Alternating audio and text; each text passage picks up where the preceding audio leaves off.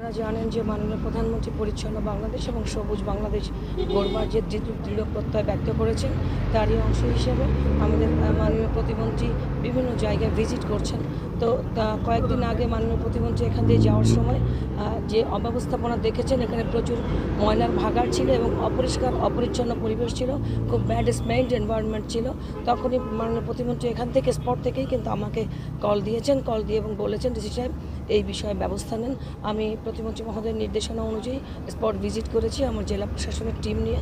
তখন এখানে এসে দেখলাম যে আসলেই যেমন আপনারা দেখছেন এখনও কিন্তু প্রচুর গন্ধ পাচ্ছেন আপনারা। তো আসার পরে আমরা ইয়নোকে ডেকেছি, উপজেলা ইঞ্জিনিয়ার সাহেবকে ডেকেছি।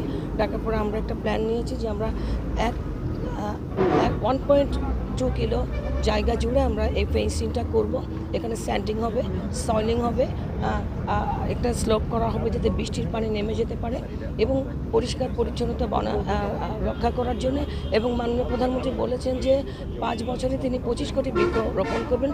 সেজন্য আমরা এখান থেকে নিম গাছ লাগিয়ে দেবো। আমাদের সেই প্ল্যানটা আছে। আমাদের রাস্তার ওই পারে পৌরসভার যে ভাগাড়টা আছে সেটাও আমরা একটা পর্যায়ে নিয়ে আসবো। আমরা 15 ফিট দূরত্বে ময়লার ভাগাড়টা তৈরি করবো এবং তার আগে স্যান্ডিং সয়েলিং করে আমরা গাছ লাগিয়ে দেবো। মাননীয় প্রতিমন্ত্রী আছেন আজকে আমাদের কার্যক্রমের অগ্রগতি দেখবার জন্য।